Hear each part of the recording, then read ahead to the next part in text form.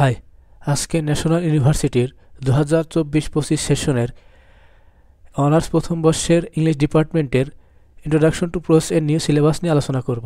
তোমরা যারা অনার্স প্রথম বর্ষে ইংলিশ ডিপার্টমেন্টে 2024-25 সেশনে ভর্তি হয়েছ তাদের জন্য আজকের এই ভিডিও। ইন্ট্রোডাকশন টু প্রোস এর মোট 9টি বিষয় অর্থাৎ ফিকশন, নন ফিকশন সহ একটি নোবেলও লেখা হয়েছে।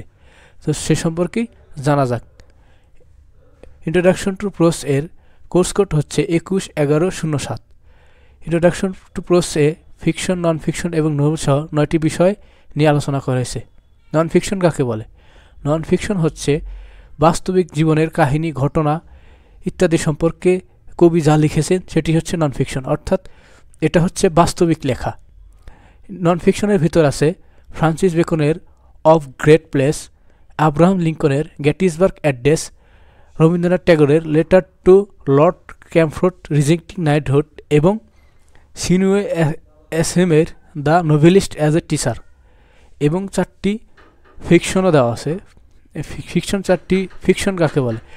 কবির বাস্তবিক ও কবির কাল্পনিক জীবনে, অর্থাৎ কবির যে কল্পনায় যে বিষয়গুলো চিন্তা ভাবনা করে লিখেছেন সেগুলি হচ্ছে ফিকশন।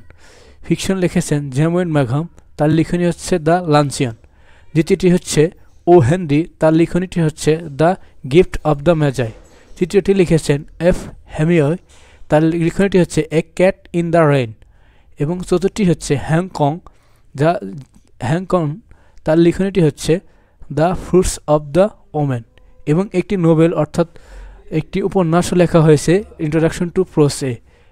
উপন্যাসটি হচ্ছে দ্য গাইড, লিখেছেন আর কে নারায়ণ, তিনি হচ্ছে ইন্ডিয়ার একজন বিখ্যাত রাইটার।